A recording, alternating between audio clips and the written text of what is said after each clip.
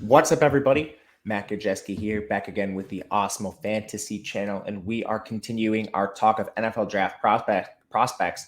Today, we have wide receiver Jahan Dotson coming out of Penn State. Before we get started, make sure to hit that thumbs up button, subscribe to the channel, and hit the notification bell so you know when this and all other content goes live.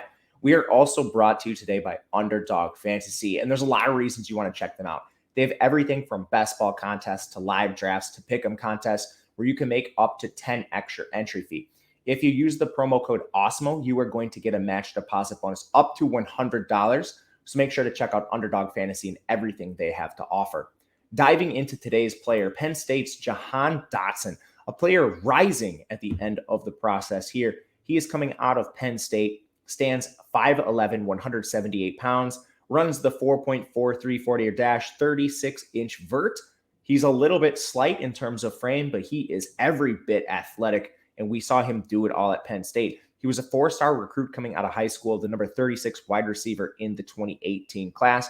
He decided to stay close to home. He's from Pennsylvania originally, and this is a player that produced pretty early on in his Penn State career. He did stay the 4 years, not very involved as a true freshman, just 8 receptions there. But we saw him break out this past year, and we'll dive into some context as to why it may have taken a little bit. But in 2021, he has 91 receptions, over 1,100 yards, 12 scores, and that was on a 31.2% target share.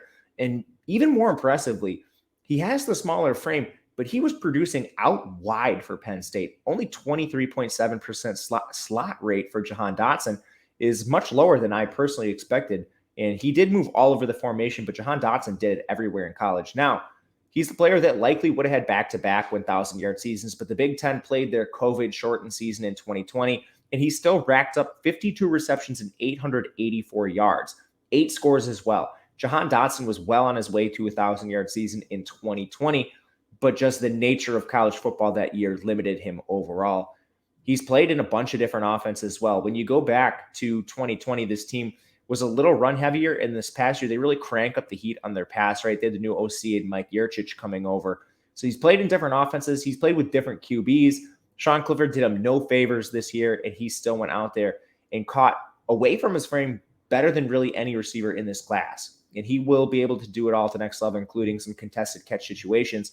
But you look at the teams he beat up on, too. I mean, this is a guy that had over 100 yards against Wisconsin. That's a top 25 defense. He had over 100 yards against Ohio State. He had 242 yards against Maryland, 137 yards against Michigan State. This guy was producing not only against the Rutgers and the Indianas of the Big Ten, but he was producing against the Wisconsins and the Ohio States and the best teams in this conference. He got it done against everybody. He's also a player that brings immense versatility. He's returned 25 kicks in his career for 338 yards and a touchdown.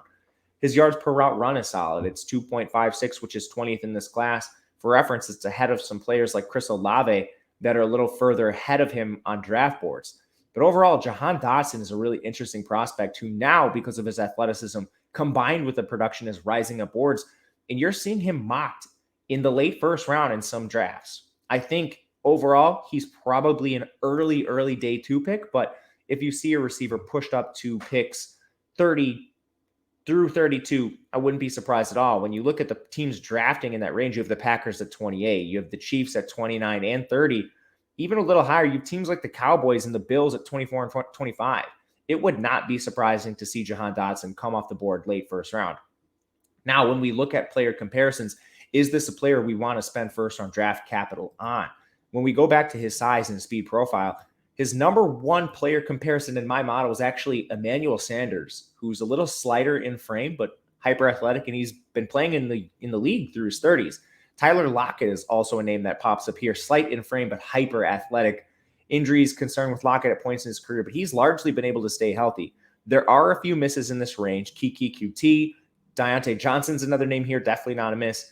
KJ Hamler, unfortunately, he dealt with the injury, so we haven't gotten to see him get full run in the NFL yet, but former teammate of Jahan Dotson, actually a close comparison here as well. But players all over the spectrum, we have all pros like Tyler Lockett to rotational players like Kuti. I think what will separate him and bring him more towards the Tyler Lockett, the Darnell Mooney, the Emmanuel Sanders tiers draft capital. RayGQue was a day 3 pick. Jahan Dotson may even be a late first rounder. So on the spectrum, He's likely going to be a little closer to those producers, but just know there are some misses in this range. Overall, let me know in the comment section where you think Jahan Dotson comes off the board and to what team. My name is Matt Gajewski on Twitter at Matt_Gajewski. Thank you for watching, and we'll catch you again next time.